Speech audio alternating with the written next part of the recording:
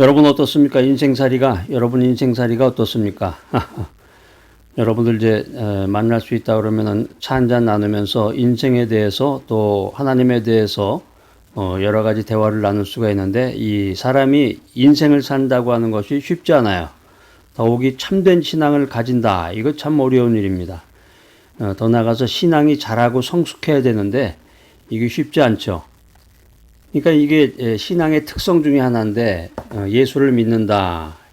단순히 이제 교회에 나가서 주일날 예배 참석한다. 이게 전부가 아니고, 처음 믿었던 신앙이 자꾸 이렇게 자라나야 된단 말이에요. 그래서 1년, 3년, 5년, 10년 이렇게 지날수록 더욱 성숙된 신앙이 돼야 되고, 처음엔 기도하는 것이 이제 좀 낯설고 그랬는데, 기도에 전념하게 되고, 또 말씀 전파에 힘을 쏟게 되고, 하나님께서 주시는 복 주시고 은혜 주시는 곳을 향해서, 완전한 것을 향해서 우리가 나가야 되는데, 세상에서 완전한 것을 찾기는 힘듭니다. 세상에는 완전한 사람이 없어요. 사람이라고 하는 것은 무언가 미흡하고 부족하고 약하기 마련입니다. 세상에는 완전한 사람도 없고 또 완전한 가치도 없는 거예요. 그러니까 그런 걸 미리 알면은 다른 인간관계에서 상처를 받지도 않고 무익한 것을 추구하지도 않을 텐데, 인간이 이제 무지하기 때문에 여러 가지 그런 실수를 하게 됩니다. 그래서 믿음 생활하면서 기도하면서 말씀 위에 굳게 서서 신앙생활하면서 자꾸 그 인간관계를 깨트리지 말고 인간관계를 회복해 나가야 되는 것입니다. 세상에는 완전한 사람도 없고 완전한 가치도 없습니다. 사람이 소유하고 누리는 것 중에는 완전한 것이 없고 어딘가 불완전한 구석이 있다라고 하는 것입니다. 자, 놀랍죠? 그런데 성경에서는 완전한 것이 하나 있는데, 그것이 무엇이냐? 그분이 누구냐? 오직 하나님이시고 오직 하나님께만 완전함이 있다라고 하는 것입니다. 할렐루야. 그렇기 때문에 성경은 계속해서 이렇게 말합니다. 하나님께서 하시는 모든 일은 완전하시다. 하나님께서 주시는 모든 복은 완전하다.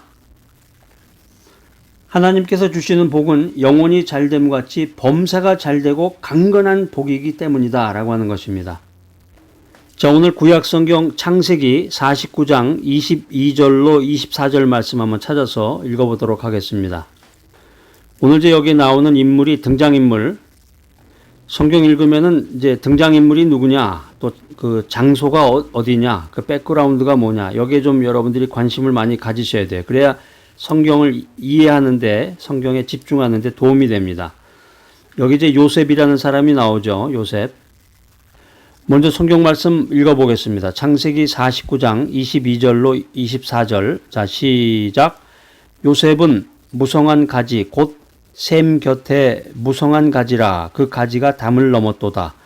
활 쏘는 자가 그를 학대하며 그를 쏘며 그를 군박하였으나 요셉의 활이 도리어 견강하며 그의 팔이 힘이 있으니 야곱의 전능자의 손을 힘입음이라. 그로부터 이스라엘의 반석인 목자가 나도다.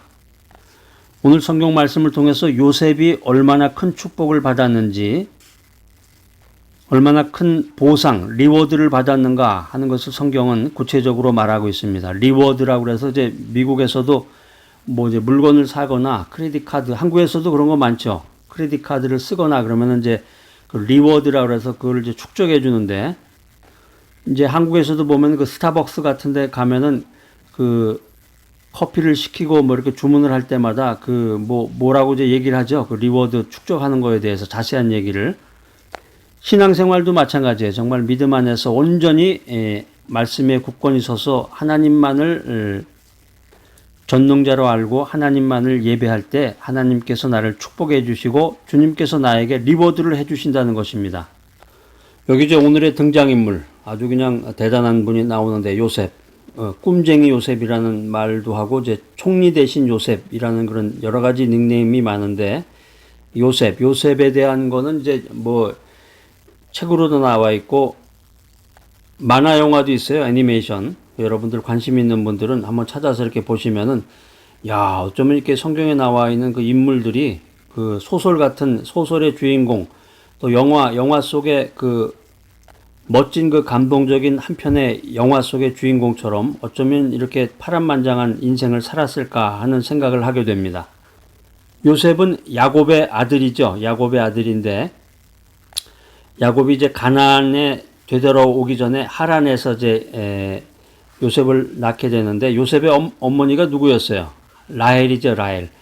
이 야곱이 가장 사랑했던 여인 라헬을 통해서 이 요셉이 태어나는데 그러니까 자기가 제일 사랑했던 여인으로부터 태어난 그 아주 소중한 아들이었으니 얼마나 그 애지중지했겠어요. 그 12명의 형제 중에서 이 야곱의 사랑을 독차지한 사람이 바로 요셉이었다는 거죠. 그러니까 지금 말씀드린 그 요셉의 어머니는 라헬이었고 라헬은 야곱이 가장 사랑했던 여인이었고 그 야곱이 이제 12명의 형제를 낳게 되는데 아들을 낳게 되는데 그 야곱의 사랑을 독차지한 사람은 바로 요셉이다. 이 사실 안에 그 요셉의 모든 인생 스토리, 하나님의 축복이 모두 그 안에 들어 있습니다. 성경의 창세기 37장 4절에 보면은 이 야곱의 특별한 편애를 받았던 이 요셉이 야곱이 만들어준 그 채색 옷을 입게 돼요. 이 채색 옷, 이것 때문에 이 요셉이 형들로부터 미움을 받게 됩니다. 그리고 더 나아가서 요셉이 또 꿈을 꾸게 되는데 요셉은 꿈쟁이라는 그 닉네임도 있어요. 그 요셉이 꾼 꿈 때문에 형들로부터 엄청난 미움을 받게 됩니다. 요셉이 나이가 이제 17세가 됐는데, 세븐틴이죠, 세븐틴. 17세가 된 요셉이 형들의 안부를 알아보라는 이 아버지의 심부름을 하기 위해서 형들을 찾아가서 도단이라는 곳까지 갔는데, 이 요셉을 미워했던 형들에 의해서 은 20개의 가격으로 미디안 상인들에게 팔리고 맙니다. 무슨 영화 장면 같아요? 자기를, 물론 이제 이복 형제들인데, 어쨌든 한 아버지 밑에서 태어난 자기 그 형들이 자기를 팔아먹은 거죠. 은 20개를 받고서 미디안 상인들에게 이제 자기를 팔아버리는데, 요셉이 이제 애굽으로 가게 되는데, 그 보디발의 집에 팔려가게 됩니다. 거기서 이제 보디발의 신임을 얻어가지고 가정 총무가 됐다가 또 보디발의 그 아내하고의 그 썸씽 안 좋은 일로 인해서 누명을 쓰고서 감옥에 갇히게 됩니다. 감옥에 들어가가지고 또 꿈이랑 또 계속 연관이 돼요. 꿈을 해석해 주는 것이 인연이 돼가지고 마침내는 애굽의 총리가 됐다. 완전히 뭐 제가 짧은 시간에 그냥 파란만장한 그의 인생을 쫙 얘기를 했는데 아까 우리가 읽었던 그 창세기 49장 22절로 24절 말씀이 이제 요셉 지파에 대한 그 야곱의 축복을 나타내주고 있습니다. 세상에는 완전한 것이라는 것이 없고 오직 하나님에게만 완전함이 존재한다. 이렇게 말씀을 드렸는데 완전한 축복이라는 게 뭐냐 도대체? 첫 번째는 완전한 축복이란 풍성한 복이다. 창세기 49장 22절에 보면은 요셉은 무성한 가지 곧 샘 곁에 무성한 가지라 그 가지가 담을 넘었도다 이런 표현을 하게 됩니다. 한마디로 얘기하면 풍성한 복을 말하는 거예요. 샘 곁에 있는 가지는 무성하지요. 샘의 한 구멍을 막으면 다른 구멍이 터지게 됩니다. 이처럼 솟아오르는 이 샘의 물줄기는 막을 수가 없다라고 하는 것입니다. 그렇기 때문에 샘 곁에 있는 나무는 가뭄이 들더라도 마르지 않는 거예요.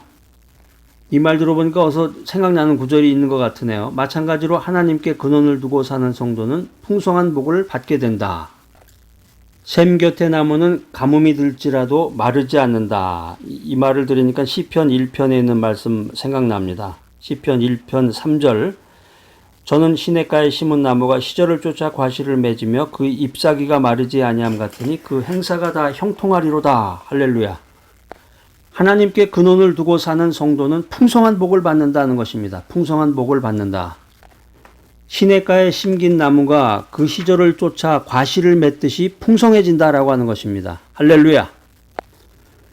불모지에 심은 나무와 샘 곁의 나무가 자라는 것이 다르듯이 하나님께 근원을 둔 자와 세상에 근원을 둔 자는 시간이 지날수록 세월이 흐를수록 엄청난 차이가 있다라고 하는 것입니다.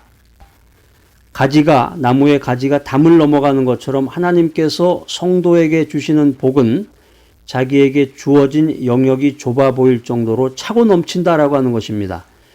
이렇게 성도가 풍성한 복을 받을 때 다른 사람들도 하나님께서 풍성하신 분이심을 깨달아 알게 되는 것입니다. 할렐루야. 하나님은 인자한 아버지와 같은 분이십니다. 그래서 진정으로 하나님은 우리가 잘 되고 우리가 풍성이 되기를 원하십니다. 그래서 요한복음 10장 10절에도 보면 예수님께서 이런 말씀을 하셨어요. 내가 온 것은 양으로 생명을 얻게 하고 더 풍성히 얻게 하려는 것이라. 여러분 어떻습니까? 여러분 인생 살아가는데 풍성함이 있습니까? 여러분이 풍성해서 여러분의 가정에 복이 흘러넘쳐서 내 이웃에까지 전달되는 그런 인생을 살고 계시나요? 아니면 그냥 오직 내 가족, 내 자식, 내 몸 하나 여기에만 관심을 가지고 나만 잘 먹고 잘 사는 거에 관심을 가지고 인생을 살아가십니까? 나의 믿음의 뿌리를 하나님께 깊이 내리고 하나님께서 주시는 풍성한 복을 받는 귀하고 복된 여러분이 되시기를 바랍니다. 자, 완전한 축복이라는 것이 뭐냐? 두 번째는 강건한 복입니다. 강건.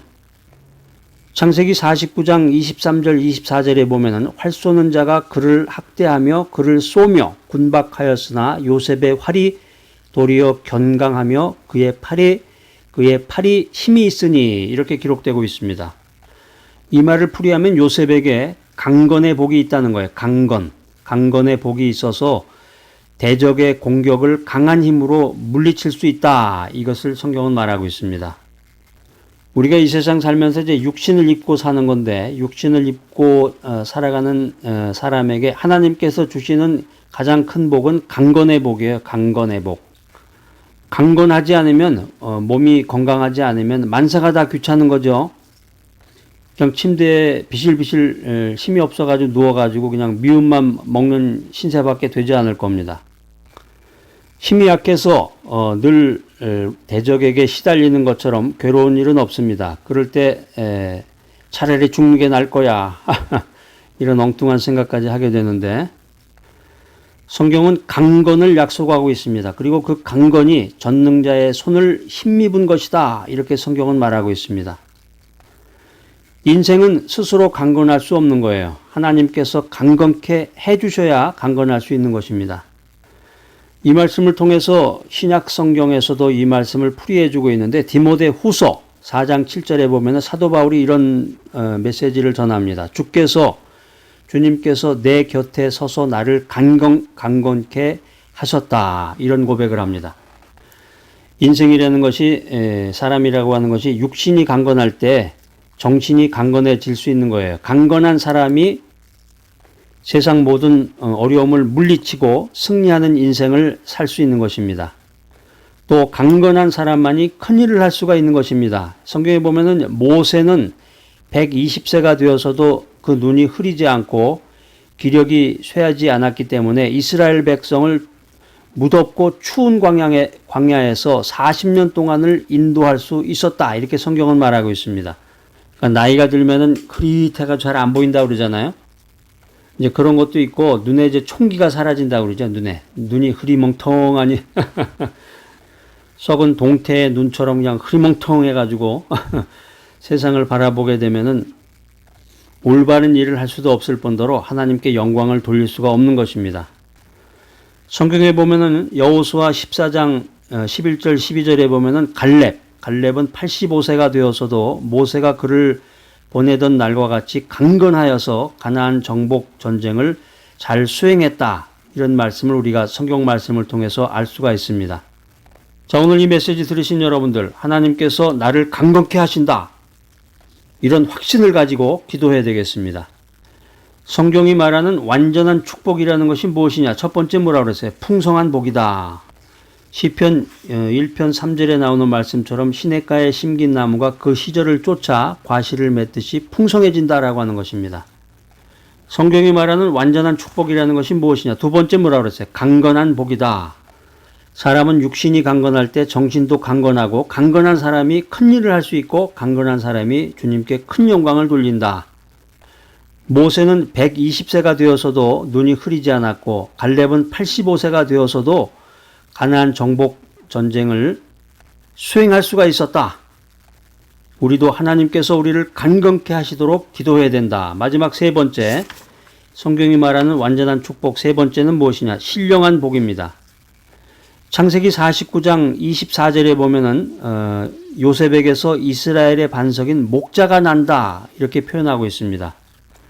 이 말씀을 해석해 보면은 요셉이 전능하신 하나님으로부터 이스라엘의 반석인 목자가 되는 능력을 부여받게 되는 것을 말하는 것입니다. 여기서 요셉은 그리스도의 모형인데 그리스도의 모형으로서 요셉이 미움을 받음에도 불구하고 고난을 이겨내고 이스라엘의 부양자와 후원자가 되는 신령한 복을 받았다. 이렇게 성경은 말하고 있습니다.